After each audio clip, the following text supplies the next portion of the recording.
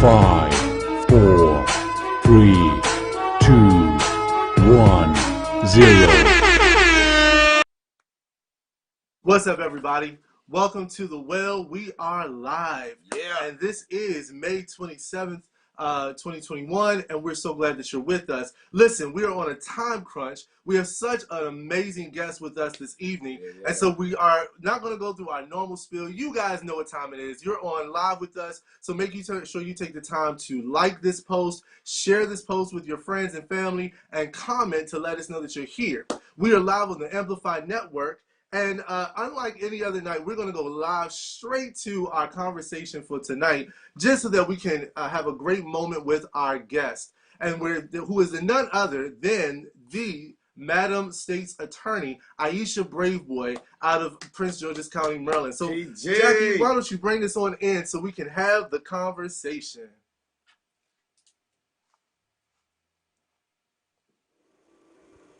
Hello, family. What's up, family? We're so glad that you're with us.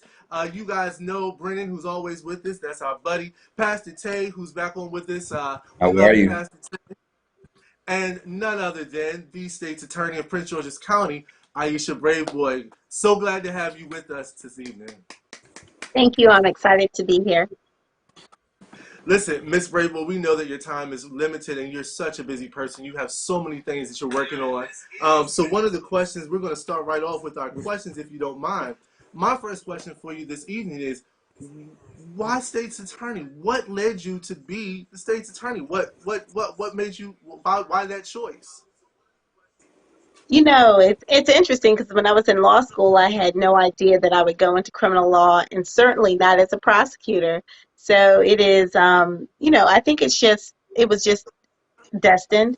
I think a lot of the work that I've done in my lifetime really led me to this moment at this time in our history. I think having someone who's had the various experiences that I have had really is important, because you have to have a balanced prosecutor, because you have to look at, obviously, issues of safety, but you also have to be willing to also address issues of restoration.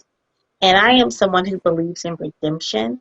I have really worked very hard to restore, especially our young people and those who've committed crimes when they were young. I was the first state's attorney to give juvenile lifers a second chance, and we've been able to get 12 juvenile lifers released, and we have several more that we're working on right now. But I understand the balance and the needs of our community as well. I grew up in Prince George's County. It is my love. I love being from Prince George's County, where I was originally from Washington, D.C., so I'm a native Washingtonian, but I grew up in Prince George's County, so most of my life has been here. I went to the public schools. I'm like all these other young people who are growing up here now. Feel like they are me and I am them, and they can see in me somebody them who is hoping that they achieve their wildest dreams, but also I'm going to keep them. That's awesome. So with that being said, your office is so busy. What do you do to relax? Well, that's a good question. I love to walk. I love nature. I really do. So I walk my dogs all the time, and I've tried to take up bike riding a little bit. So I'm in the market for a bike, and it's been really tough to get a bike out there. So I've been borrowing friends' bikes to go on some rides. But I love being outside, and really like just in meditation. I do guided meditation. That's really helpful as well. Awesome. What question did I miss, Tay? I asked her what she does for to relax. She's in the market for a bike. So if you get flooded with about bike sales, I need a bike connect. If there's anybody out there with a bike connect, let us know. We'll get it to you. Come through with the connections. Right. You can use my Peloton anytime. Oh, okay. Ms. Braveboy, during your recent press release, I was there with you, and one of the things you mentioned was the difference between you're on a regional task force, and you're also so you've got a regional task force, and then you've got the task force for our streets, for our streets, our future. And so I guess the question that I have for you is, what are some ways in which those in the community around the whole nation could really assist in creating safer spaces wherever they live? I think the first thing we have to do is really reclaim our streets. I know that some streets are not as safe as others. I think we all have to be real about that. But I think we have to start with the belief that we should all have a right to enjoy our streets, enjoy our communities. So when we start there, we work to bring that about. So we work with our law enforcement partners, certainly, but we also have to work with the people in our community.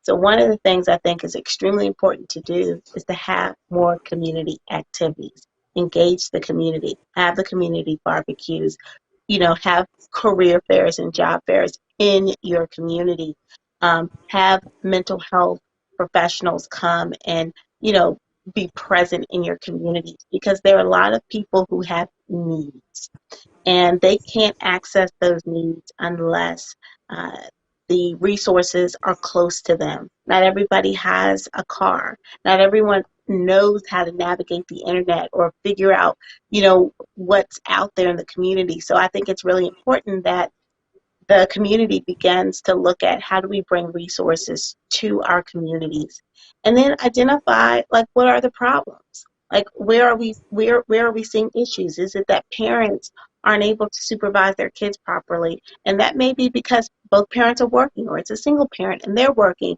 and it's tough to provide the structure that they need. So what else do we need? Do we need more after school programs? Do we need more park and recreational activities? Do we need more buses to take kids to and from activities? What is it that your community needs to be successful? I think identifying those things that are critical for members of your community is important, and then you have to demand that government delivers it. When you pay taxes in whatever jurisdiction you're living in, and you have a right to expect that those needs will be met at some level. So I think organizing as a community, speaking with one voice is really important, and bringing everyone to the table. This is a community effort. Your streets will never be safe just because law enforcement is present. That is not the answer. The answer is all lies within all of us. That's Awesome. real. Yeah, definitely.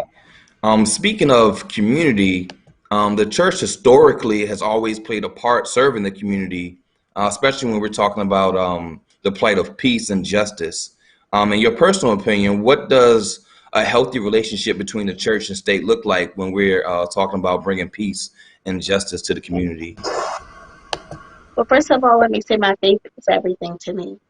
um, my on my desk. I actually have two Bibles now because I got a Bible from a church who was doing a grand opening, and I got my name inscribed on it, so I was all excited. But Awesome.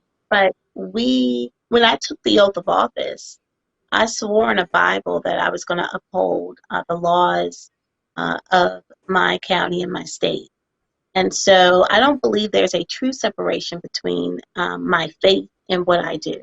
It absolutely instructs everything that I do, from talking to families who have lost a loved one or a victim of a crime, to making decisions on whether or not to give someone a second chance, or help them, restore, be restored.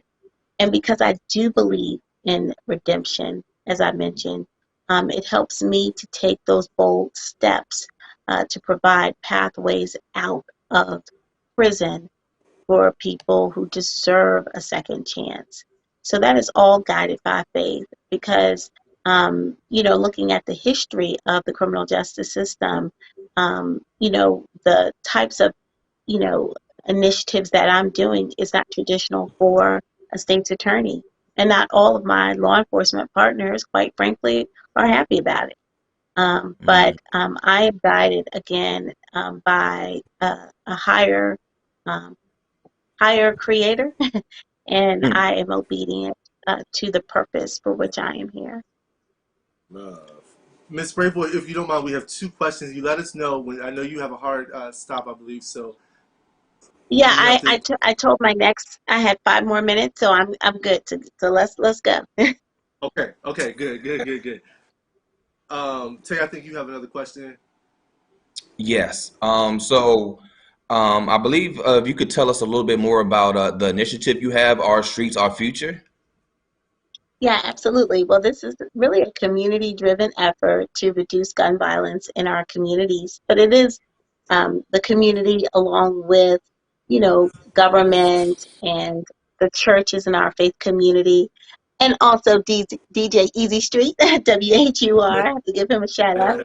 But our business community, our nonprofit community, community leaders, and just regular old citizens and residents who live in our community. We're all coming together to say enough is enough.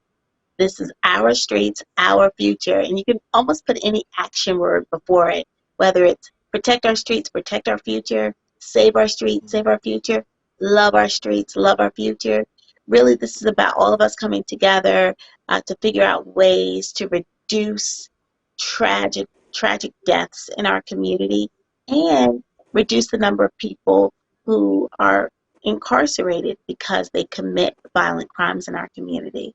So I'm really excited about this community anchored effort, and we're ready to go. So on the 1st, we are going to have our big kickoff, but really the hard work happens after the 1st, because we are going to do community walks, community bike rides, even if I have to borrow a bike again. We're also going to host career and job fairs.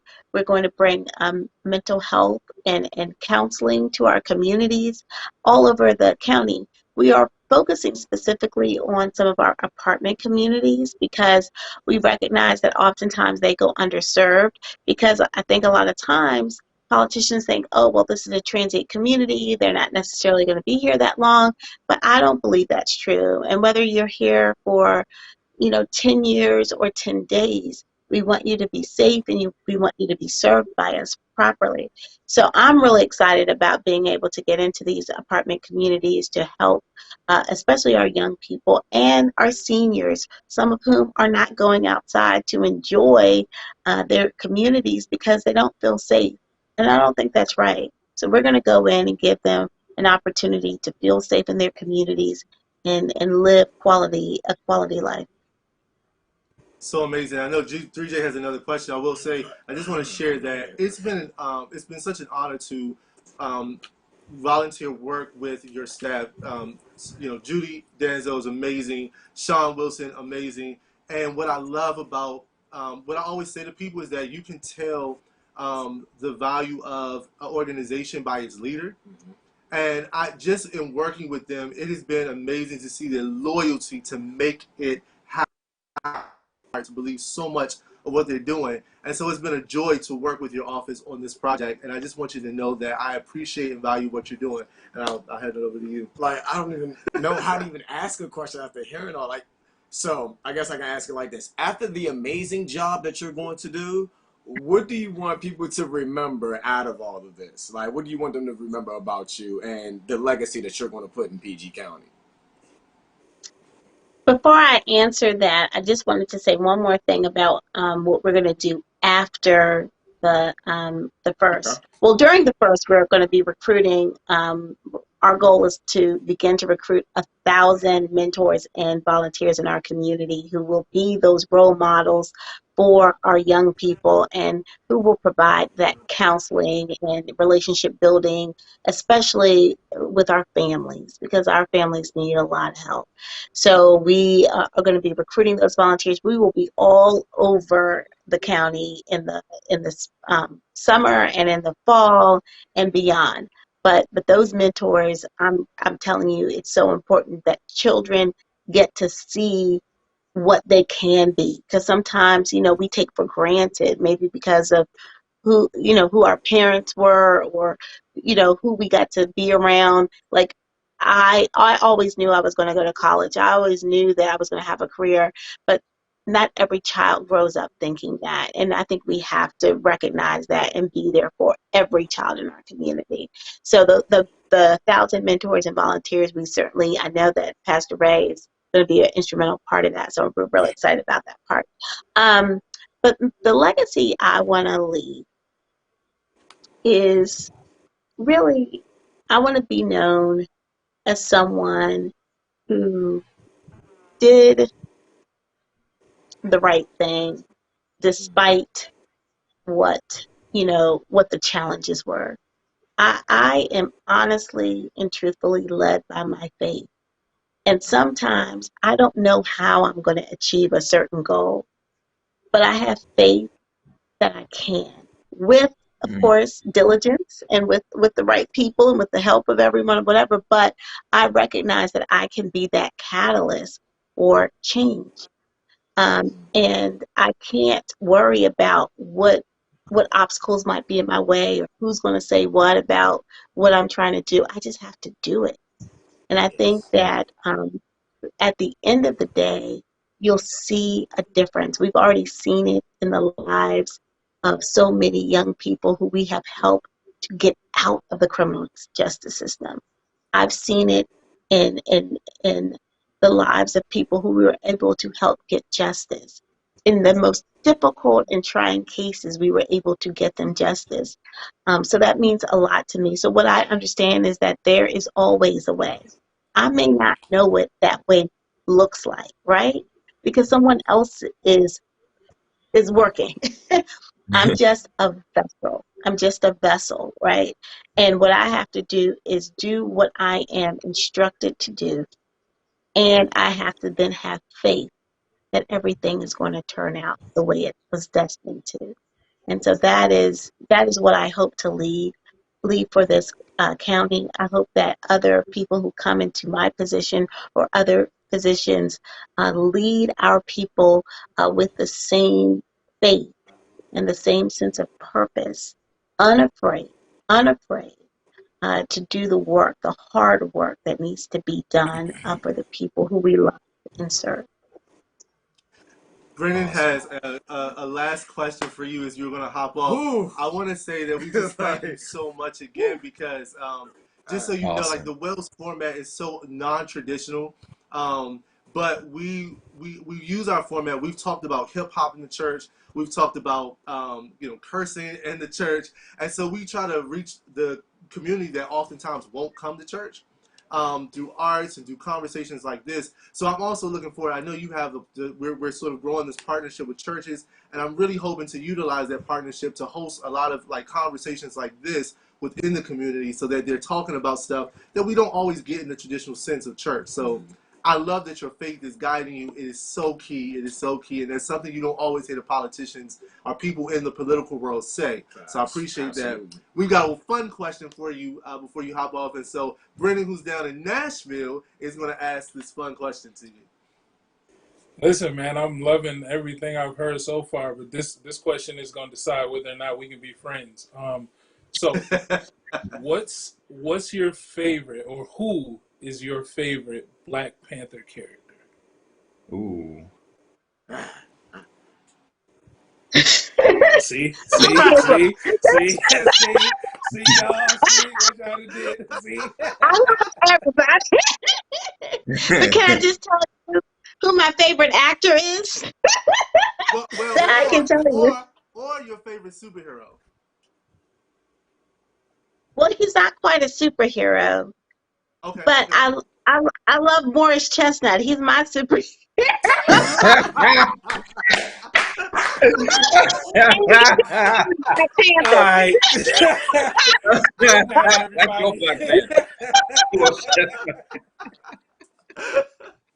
I'm just keeping it 100. Look, she would say at first he's not a superhero.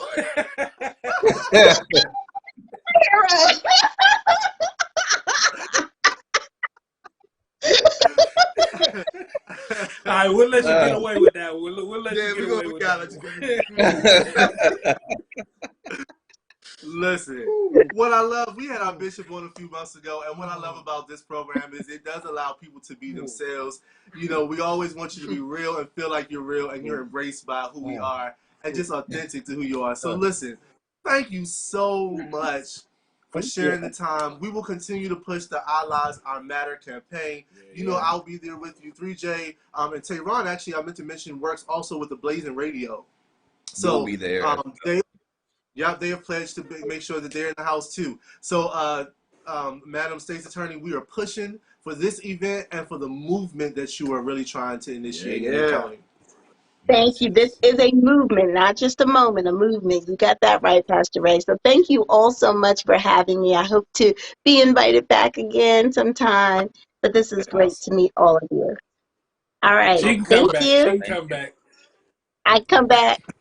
All right, Yeah, you sounds come good. back. Oh man.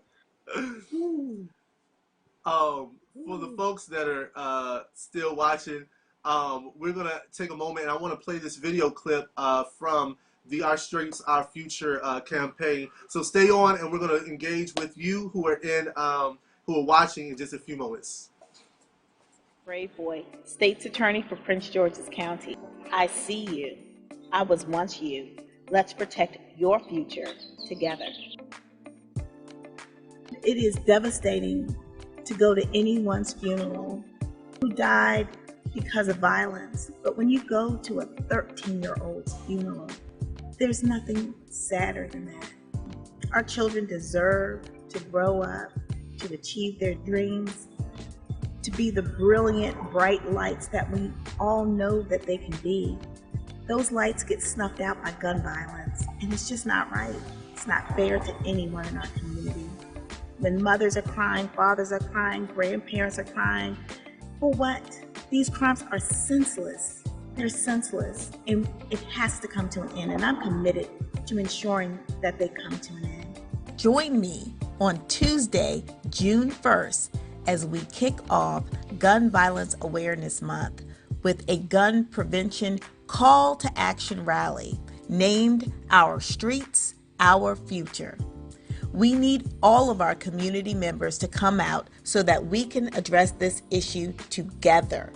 So mark your calendars for June 1st, 5:30 p.m. at City of Praise Family Ministries. See you there.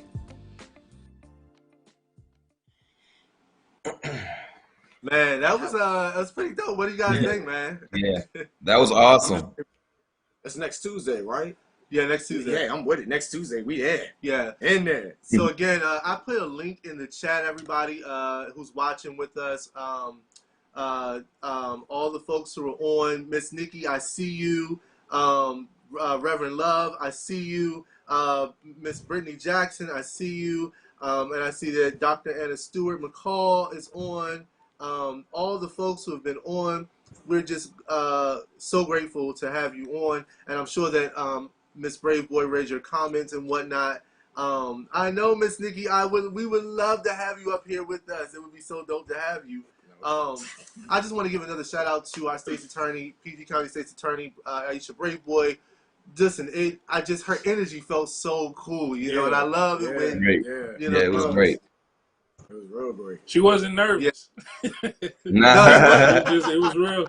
It was real natural. She didn't. I mean, and her answers didn't seem too scripted or whatever. She didn't seem like she was reading off of, very off genuine. a script or anything. It seemed natural.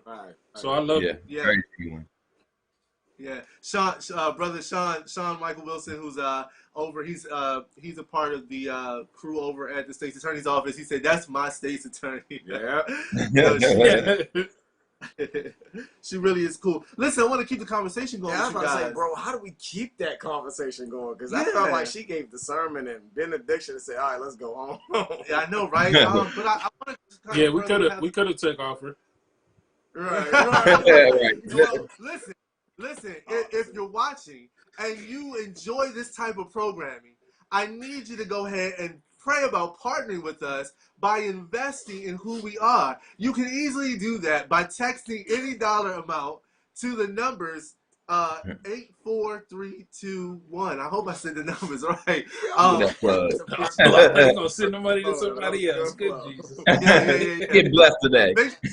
Make sure you look for the Wells logo before you send the money. Right. But we definitely 84321. That's right. You can text any dollar amount to 84321. Brother Sean said, I'll accept the offering for the state's attorney. That's right. See, even their staff cool, bro. That's what's up. Even their staff cool. They got jokes.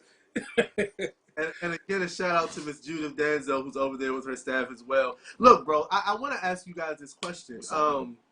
What we got? What you got for us, Pastor? What's going on in the world, man? I mean, we're in a place where we're having to host events like this now and create movements because there is just such an increase in violence. You know, what's going on? Why?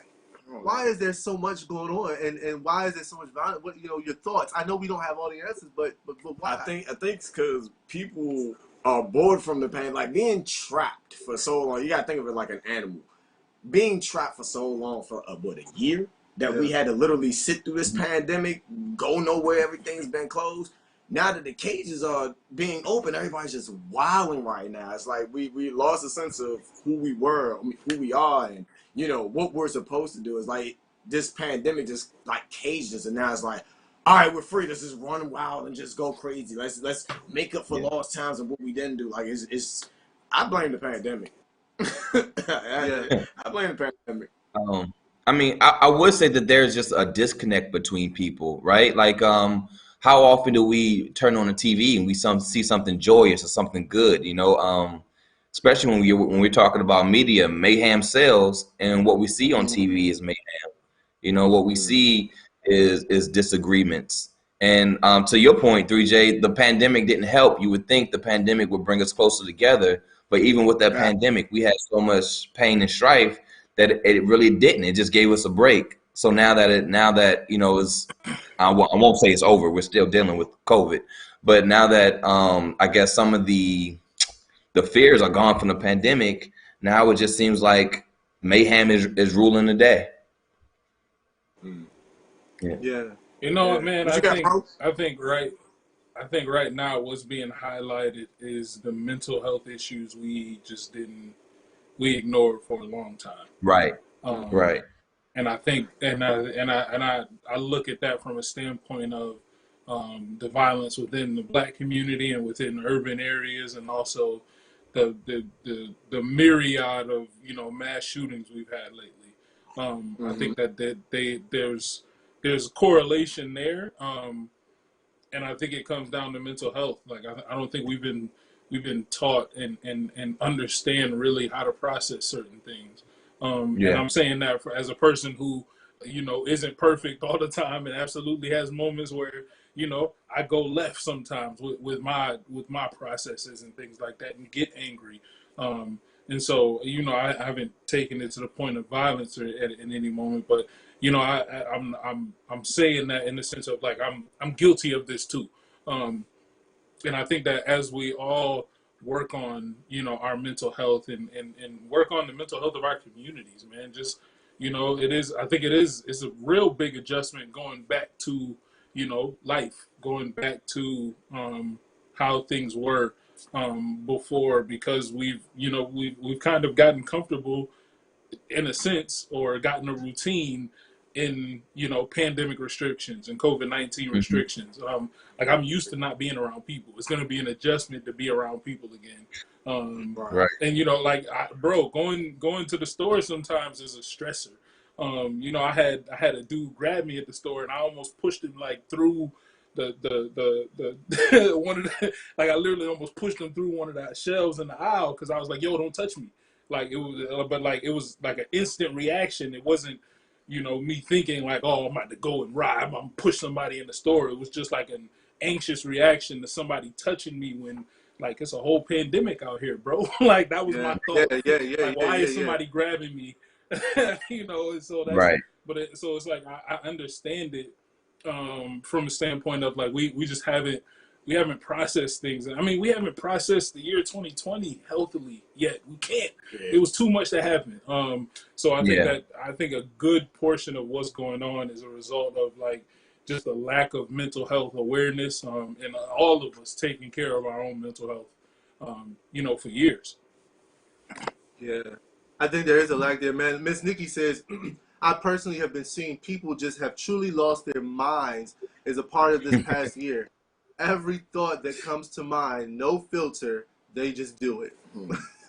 Man, what? I kind of with you, Brendan. I think people have been, in 3G, I think people have been in the house, right? Nothing to do, not feeling like they have a out, the gyms, you had to be careful in the gyms. You couldn't go to concerts. You had you're masked up everywhere. You can't go to parties. You can't even throw your own party. Like, you literally have been just caged up in this box, and it's like, and I think to your point, Brendan, like, I think people have had to deal with their inner demons. You know what I'm saying? Like, folks that maybe, you know what I'm saying, Tehran, that like had Pastor Tate had like a out before, who could kind of not have to be caught in their own mental thoughts, or all of a sudden have to be like, and so now, it's like they've taken as much as they can, even of themselves, and they're just on like, I don't give Yeah. a, like. And that's for We adults, but when outside. you think about kids, you know what I mean? When you think about young adults and kids who, like, basically a year of school has been just them on a laptop or a tablet, with no outlet. You know what I mean? That's all they have. That's all the human interaction they have is what they see on the computer screen. That hasn't been addressed, and who knows the repercussions of that going forward. You know what I mean? So when they're out now, yeah, they're going to act a fool because they had no outlet for how long? For 12 months, 12 months plus, and And we still also, aren't. I think kind of leaning into what you were saying, Pastor Tay, I think we also got to remember, like, a lot of people think, real life and social media are the same. Yes. Exactly. You get out there in my. real life and you go to giving some of your social media opinions. Listen, it might not be too friendly out there for you. Like, I think we gotta, and I think that's one of them adjustments we gotta remember. Like, listen, we've lived the last year in a virtual world, but it's still real life out here, and you can still get yourself in trouble by, expressing the wrong opinion at the wrong time. Yeah. Jawan is on. He says, and a lot of people have experienced loss on a scale they never had, losing loved ones, Absolutely. jobs, relationships, etc. Yeah. I think he's got a huge point right there. Like, Absolutely. I didn't even think about that. Like, people who don't have paychecks, and they're having to figure out how do they pay the bills. I never forget, in like the middle of all of this, there was this woman. I was at the store, and she was coming out of the Giant. And I remember her looking for paper towels. I think this is maybe when the toilet tissue and the stuff was.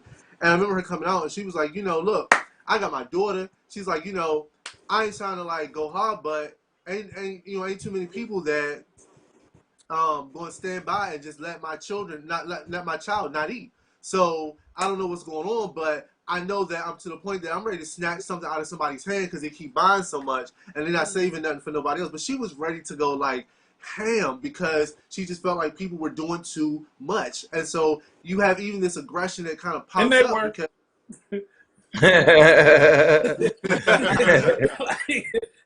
there's a lot of people got it. I mean, there's a lot of people probably still got toilet paper from last year. Like, fam, he was right. You ain't had to do all that. If you're just joining us, welcome. The state's attorney just got off with us. We had a great conversation with her. After we finish, I just want you to go and rewatch from the very beginning. She was so down to earth. She's got a great initiative, Our Streets, Our Future, that she's doing here in PG County. And I think she's setting the example for folks all over the country on how we can combat, violence. And we at the Well are partnering with her, whether we live here or we're far. Because you're part of the Well, we as a family are partnering with that initiative. So make sure you check out the flyer. I'll put the link in the conversation already, and share this so that people can also go back and see what's happening in the county and in the country. One of the questions I wanted to ask it wasn't like this when we were growing up. I mean, outside of so in the last month, we have had 7 mass shootings. Not in the last year. In the last month, we've had 7 mass shootings, meaning more than 4 people were injured or shot or whatever. Was it? Have we? Is this like Yeah. new? Were we kids and we weren't paying attention to this? Like how? Is this a thing? If it was, it wasn't televised. Right, I can say that much. that's a fact. But like I can honestly say when I was in high school, there was a guy who and it's crazy because he was Middle Eastern, and it was like right around 9/11. I was like in 10th grade. He brought a gun to school, and that was like the big thing in my area. But other than that, he never used it. We never really heard of anything of this magnitude too much. It happened, but it was very few and far between. But yeah, if it did happen, I don't think it was televised. And it's like I say, as time goes on, it seems like mayhem mayhem sells as far as media is concerned. I hate to say it. I hate to say it like this, but I do believe it was happening. We just didn't know about it, or it wasn't as glorified as it is now. I agree with Yeah, you. Donald, my cousin Donald said social media didn't exist either. Yeah. And I think that plays in a part in it, man. I think honestly, I don't know if it was happening at the scale that it is today, but what I think is happening is like this is a snowball effect. Like things that weren't checked back then are snowballing, and we're seeing the effect of it getting larger and it becoming more frequent. Us not, putting in mandatory background checks for people to purchase guns, like, and then people who, aren't mentally stable going out and, just terrorizing folks like that's, and I mean, sad to say, but it's something that we still, I think, aren't getting because, you see like states like Tennessee and Texas just passed the law where you don't even have to apply for a license to get a gun now. So it's like, it's right. Like you can openly carry without a license, all of that. And so it's like we in spite of all of, the news telling us that like, guns are a problem in America with this country, with within our communities. We still kind of missed the boat, and I'm honestly like scared of what the continued snowball ends up being. I agree, man. Miss Donald said we see and are exposed to so much more because of social media. Miss Nikki said, and we were outside and not in front of the screen half as much as we are now. Brother Sean says, question: do you think songs like "Back in Blood" help influence people to commit such heinous crimes? So I haven't heard it yet. So now I need to go and do my research on this. I have. So who is that by? Listen, I'm a hip hop head, bro. This is what I do. Who's that by? Pooh Shiesty and Lil Durk. Oh. Now Okay. I know just because of the title, I know Joyner Lucas did a remix to it, and it wasn't talking about blood at all. That man was just rapping. So the actual song, I have no clue about. So Brennen, can you give us some So basically, history? and I can break it down. I mean, the title kind of speaks for itself. Like, Pooh Shiesty in the hook is just talking about, listen, we robbed you. Come get it back in blood. Like, come get what we got you for, and you know what to do to get it. And so, I mean, I think that, Sean, that's a great question. But again, I think it falls back to our hip hop question. Hip hop, in a sense, is art.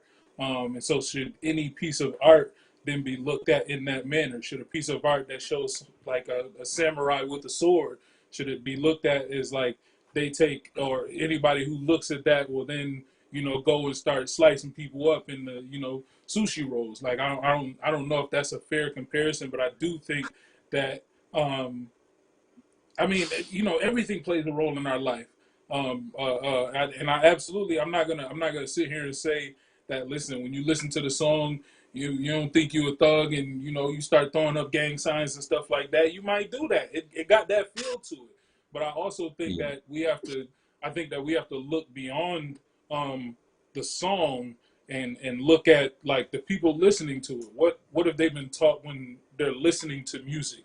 How to process it? Like how do we again, like we said before, move past just the words and the art and look at how we're processing and taking that stuff in? Like are we looking at this or are kids looking at this as, you know, kind of marching orders to go out in the streets? If that's the case, then how do we teach them to look at this as, no, this is art. Like this ain't like this doesn't mean you just go out in the street and start shooting people because they took something from you. Like that's not the appropriate route. You know, and I think that falls more on us because, like, you know, we already know what's like. For me, it's like it's a mute point to ask the music industry to do something to benefit us. So it's like, let's stop looking at the music for what it is. Like, let's look at our community and how we process these things. It's interesting because I was going to say something about, and if you're joining us again, the state's attorney Braveboy was on in the very beginning of our encounter, and she dropped some absolute knowledge and jewels and gems and love. She just dropped some major love. So if you're just joining us, the state's attorney Aisha Braveboy has been on with us, and she promoted her initiative, Our Streets, Our Future, which you can be there with us on June 1st at the City of Praise from 5:30 to 7:30. We want to continue to share that. You'll see the flyer on our page momentarily, but she's dropped some great jewels on how we can stop some of the crime that's happening, not only here in PG County, but just across the world. And Brother Brennen, you said something. We were talking about music, and you're talking about, like, does it affect us? I think sometimes it does, but I think one of the things we also lack sometimes is good parenting, right? Because I think, you know, it's really a lot of times, not all the time, because I want to tell people all the time, you could be an excellent parent, your child still has a choice. You know what I'm saying? And sometimes they do the wrong people, they see the wrong things, and they go the wrong way. But I think there is a level of parenting that you have to be responsible in. I noticed that Donald says, and villages are no longer able to raise children because a lot of these new parents don't want someone else checking their children. Then these children become untamable adults. How y'all feel about that? Father. Listen, accountability is the biggest thing we're missing in this country. You hear me? Like, so I go ahead and speak for our generation now. Yo, we do not give the same parenting that what we got. Like we don't teach like what we've been taught. Like we completely let certain, like, most things slide. You know what I'm saying? Like we don't tell, like, we don't watch what our kids watch. I mean, what they're watching anymore. We don't pay attention to really what they're doing in school. Just go do your work and call it a day. Now we have some parents that do, but the like Donald said, the village is really not there anymore. It's too much separation because of what's going on in the family, or I don't like you, or you hanging with that person, so I can't bang with you. The village is so broken. The children are becoming lost. You know what I'm saying? So, and we need to up that. Like, we have to bring the village back, is what Donald was saying. And that was a good point too. Bring the village back so we can be able to raise these children right, like we were raised. You know what I'm saying? And that's just all I have on it. Now, how do you feel if little Jew is doing something wrong, and somebody respectfully comes up to him and says, you know, hey, excuse me, young man, like, don't do, like, how do you feel about that? Thank you.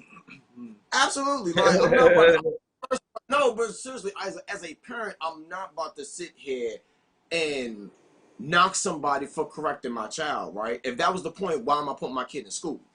You know what I'm saying? Like, they're going to get corrected all the time. They're being taught to learn how to be corrected. That makes any sense. You know what I'm saying? The wrongs they make and stuff like that, they learn to be corrected. We in the household as parents and teachers, we correct them. You know what I'm saying? So if it's a problem with holding accountability or letting somebody else hold accountability, then that's a self-check that we need looking within ourselves, for real.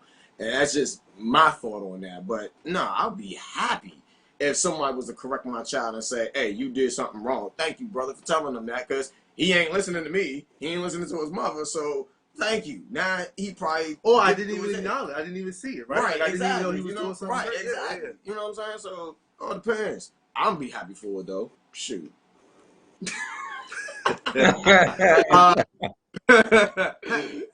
Brennen and Terry, I want to... So, Miss Helen Ellis says, parents are so young today. They are not ready to raise children when some act like children themselves. They want to be your friend, not your parent with authority giving adult direction. What y'all think about that? I believe you need to learn how to Yes, balance. yes and no. So like I was raised by my grandparents, and I thank God every day I was. But now it's like grandparents are now. You know, you could be a grandmother at 30. So that is it's definitely a age thing.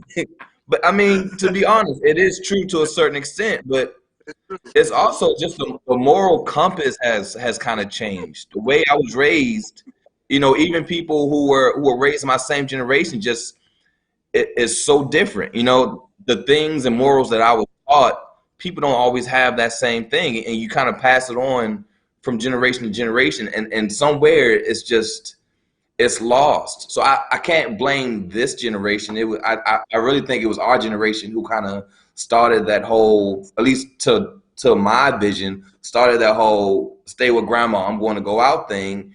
And as time goes, it kind of morphed to what it is now. Yeah. Yeah.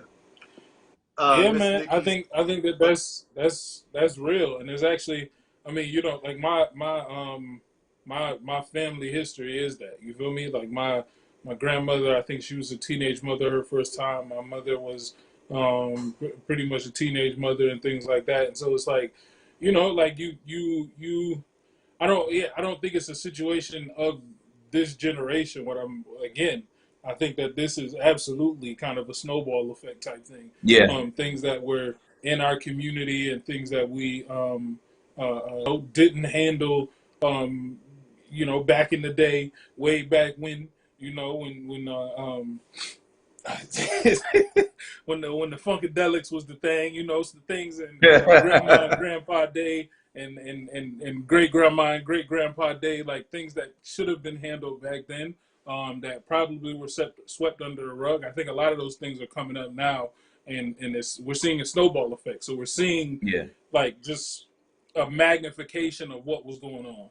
I think again it goes into like what you were saying earlier, Tay, with the mass shootings. It probably was happening before, but it's just being magnified because there's more opportunity, there's more, and I think because sometimes we haven't dealt with things, there's a sense of like acceptance because like silence equals acceptance. Like we accept it, like it's cool because we didn't say anything about it and we didn't deal with it. Yeah. I want to lift this point. There's a conversation happening in the chat.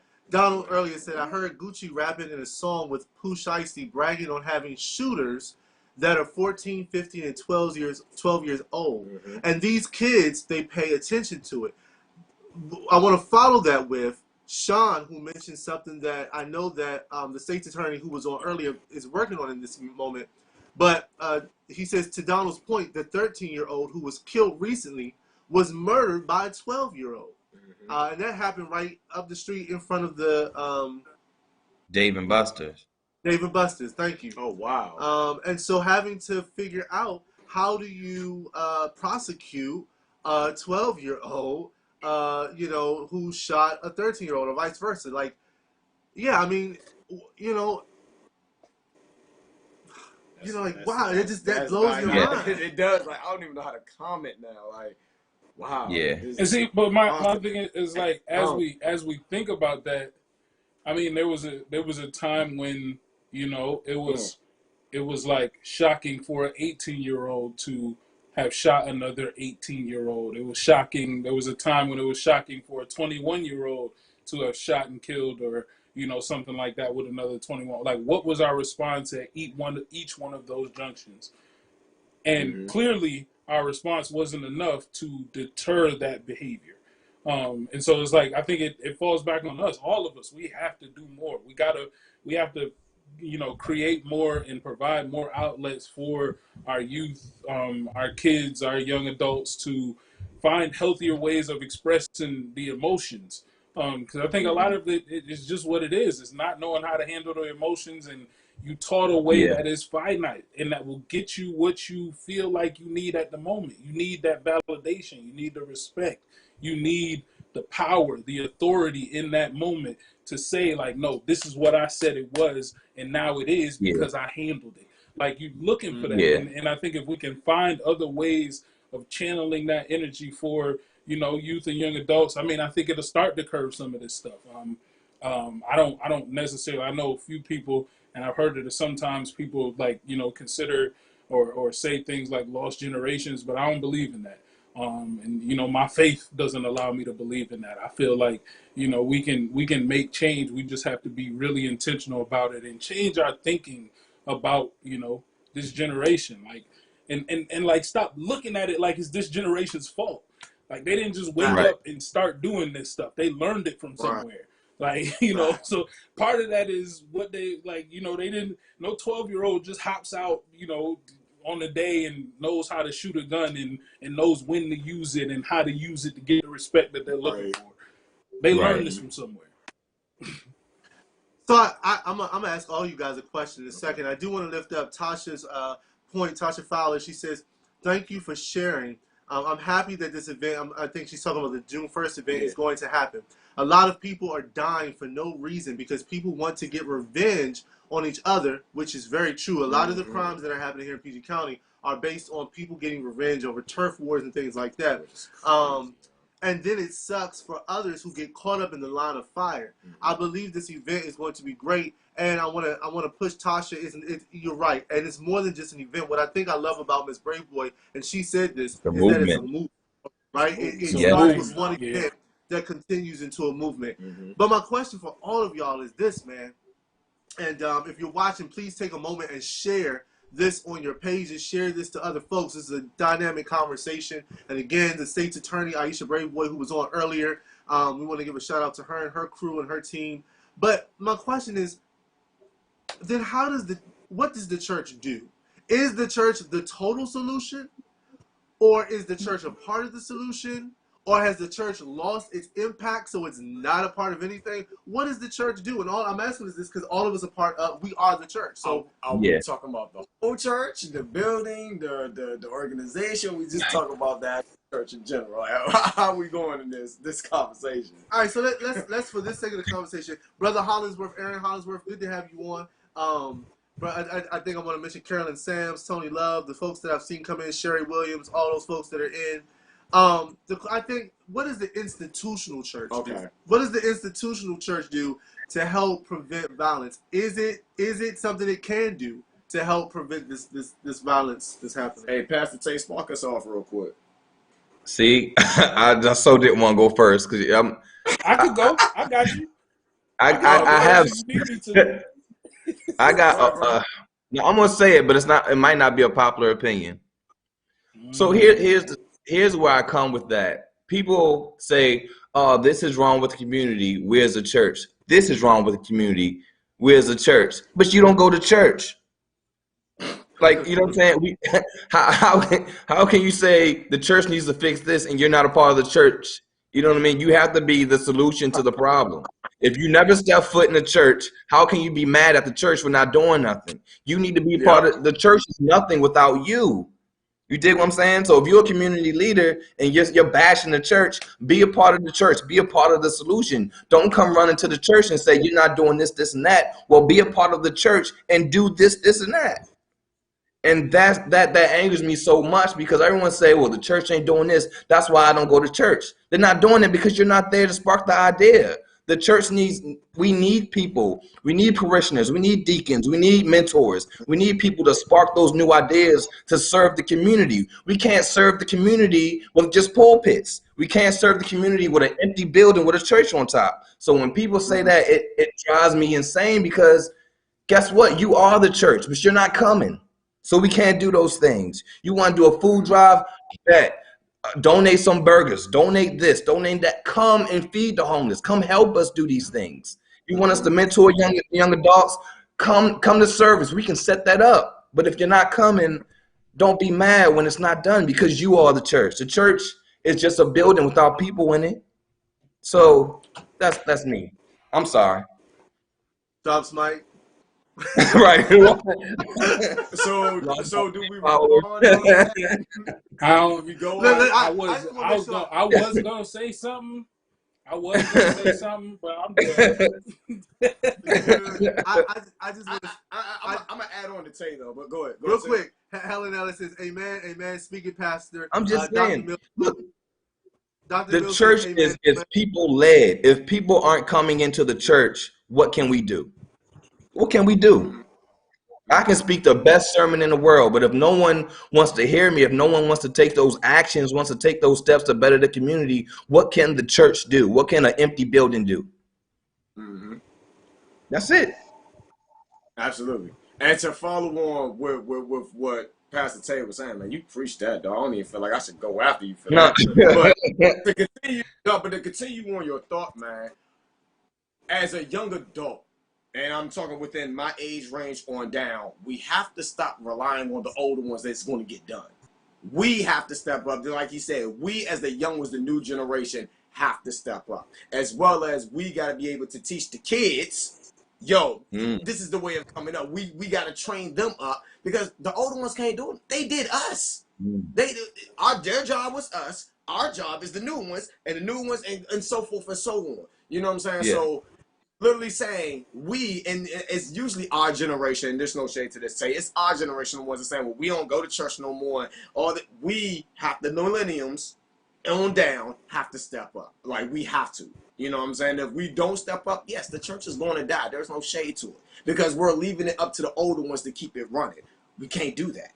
Until we step up and step in our right place, and our right authority, and our right mindset to say, yo, this has to get done. As Pastor Tay said, nothing's changing. Brother Aaron Hollingsworth, he says, many Christians hide in the church. Let's go outside. I like that. I like that. Now, I like that. What DMX said? What DMX said? 1, 2, meet me outside. Meet me outside. Meet me outside. Get me outside. Rest in peace, sir. Rest in peace, X. I'm gonna shoot Listen, people. Meet me outside. What's good? Miss Nikki though, she agrees and she challenges what you're saying. She says, sometimes, Pat, we can't always depend on the people to come to the building. Although I understand, and she does admit she agrees, so she's not disagreeing with you. She says we still also have to go out to the people as well. Mm-hmm. Oh, very true. Very true. I'm not saying that at all. End. Yeah, it's a both end. Yeah. Yeah, and that's why I mean, but I appreciate Pastor Tay's perspective, because I think for a lot of people, the view has been like the church should respond and the church should do this, and it's like, well, the church can't do much, and this is coming for someone coming from someone that works for the church and understands what the church can't do if nobody, supports it. Like, yeah, the church can't do much if people aren't there to support. And I don't think that it necessarily means you have to be a member, but even to support some of the work that's going on at your local church, through volunteering your time, finances, resources you may have, connections you may have, like all of that helps, and helps you and the church be a solution in your community. Definitely. Yeah, absolutely. I think it's twofold as well. I think what you said, Tay, is so true, because so many people, it's like the people who complain about something, but they can always point to the problem, but they can never point to the solution or help to be a part of the solution. And I'm not a old pastor. Like, I'm a young adult. I've tried, what I mean? And you can attest to this, Pastor Ray. We've had plenty times. We've had church halls, community halls, things and events where no one showed up, and we've had ton where we've packed the house. I've gone out. Sometimes I bring in fish. Sometimes I have an empty net. That doesn't stop us from doing God's will, but we go out, we do those things, we try you know what I mean? So it's not always, it's easy to say we need to go out, And we do. That's not a wrong statement. But sometimes you go out and nothing comes back. It's just it's the struggle of ministry and where you are, and you know what I mean. It's not always vibrant and easy. Yeah. Brother Aaron says, I used to go Sometimes it's go-go. ugly, nasty. Listen, it can get ugly. Yeah. Aaron says, I go to go-go's that just popped up. Take the ministry to the park. Ms. Nikki said, part of that issue is also the older generation being willing to accept change outside of the traditions of church. I believe that inhibits a lot of progress as well. We're going to talk about them traditions, Miss Nikki. You're going to have to be on for them tradition conversations, Miss Nikki. Yeah, it's so interesting she brought that up, right? You're moving too fast. So y'all, I just want to, I think we can come to a close. I want to give a shout out again to State's Attorney Braveboy, Yes, PG County State's Attorney Braveboy, who was a part of tonight.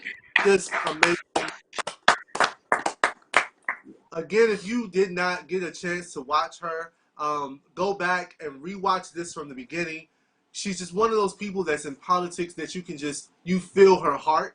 I love that she's not afraid to speak. She's authentic. She wasn't afraid to speak her truth. So we give a shout out to her and her whole team, Brother Sean Wilson and Judith Danzo, Chief of Staff Judith Danzo, who's over there. So, if you can, make sure you show up at June 1st. Anybody and everybody, we want you there. I'm in that picture, matter of fact, somewhere in the back. Were you really? Yeah, I was. Selfish. Listen, How does it go? Those who humble, those who exalt themselves shall be humbled. No. Y'all see me. I'm in there. I'm in the second row. Right. Person from the right. I'm right there. Right there. June 1st at the City of Praise, 5:30 to 7:30. Tell everyone that you can. Yes. Tell your neighbors, tell your community, but also tell your business owners, tell your churches, because she's looking to partner with all of those type of folks. Because what I love that she says is, it's not about creating a space for the politicians to create a safe space. She says it's for the community to take back their streets. Yes. The community has to be involved. And like Pastor Tate said, this is one of those moments where you, the community, you can be involved. So you will find the flyer. You'll find the information in our chat. We'll post this as soon as this is over so that you can go and find it on our walls. There's a new flyer that just came out that Brother Sean just sent me. So I want to make sure that I share that one as well. And on that one, I think you got, Easy Street is hosting it. And it looks like you've got Fly Zaya, Tate, Zvon, Angela also Brooks, our county executive. All of those folks are going to be up. And if you want to create change, you have to show up. You have to show up. So let's make this movement happen. I'm proud to announce that, and Sean, I guess I'm not too early announcing this, but Sean has asked me, or actually, let me say, the team has asked me to be one of the faith-based liaisons to the state's attorney's office. And I've been really instrumental. They've allowed me a chance to be really instrumental in forming. Thank you, brother. Thank you.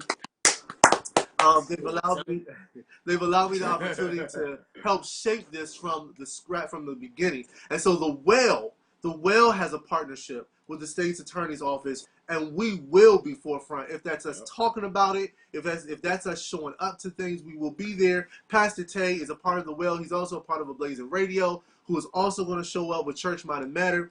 The Amplify Network, Jackie and Terrence are going to be a part of this movement. We need all hands on deck. 12-year-olds are dying, 13-year-olds are dying, 15-year-olds are dying, 18-year-olds are dying. People are dying in cold blood. We are the answers that we're looking for. I like that. We are, bro. I like that. We are. And so I do urge you to go back and check this out. Again, if you want to partner with us, we accept donations and investments because it takes a team. Y'all are our team. So please don't just come and engage with what we're doing, but sow a seed into what we're doing. Become a reoccurring giver. You can give, you can set up your giving to give every 2 weeks or every week. We have folks that are doing that. We invite you to the fold so that you are giving. And we invite you to the conversation. Share this. Let us know what you want us to talk about. Send us DMs, text messages if you got our numbers, and let us know what you want to see us talk about. We want to address the things that mean something to your heart. I know Pastor Tay will come back on with us as much as we want him to. Check him out on Sunday mornings. Matter of fact, Pastor Tay, share how they can find you and keep up with you. Yeah, so Instagram, Pastor Tay 87. If you want to follow me on Instagram, if you want to follow me on Facebook as well, Pastor Tayron Fleming Moore, or you can just go to the Church Mind and Matter page, Church Mind and Matter on Facebook, as well as on Twitter, Church Mind and Matter. On a Blazing Radio, we do a Blazing Radio. If you want to listen to some good Christian hip hop, Brendan, every Sunday we just changed to the 2 to 4 slot. A good prime slot. You want to listen to good Christian hip hop. You'll listen to 3J as well as Pastor Ramon O'Ray Jackson. All that good music. Of Blazing Radio. So yeah, that's where I'm at. Dope. So we'll be back. We're taking a week off next week. I will try to make sure that we'll probably all kind of go live from the June 1st event. So you'll see us next week, kind of show some of that footage. And then we'll be back the second week of June. We are working on some crazy topics to talk about over the summer. Brennan, 3J, Tayron, myself, Pastor Tay, and myself, we've been talking and talking. Brennan, listen, they ain't ready, brother. They're not ready for this kind of stuff that we're about to drop, bro. So listen, man, we having the conversations that need to be had. Right, it ain't that deep. Helen Ellis, Tony Love, Miss Nikki, Jawan, he said, thanks for hosting tonight. Aaron Hollingsworth, brother, it was great to have you on. Dr. Mills over at Asbury, she's the parent church to the bridge. Sherry Williams, Donald Slaughter, my cousin, Carolyn Sams, Tasha, all of y'all. All the folks who came on, my grandmother, I know Deontay, I think, hopped on, one of the twins.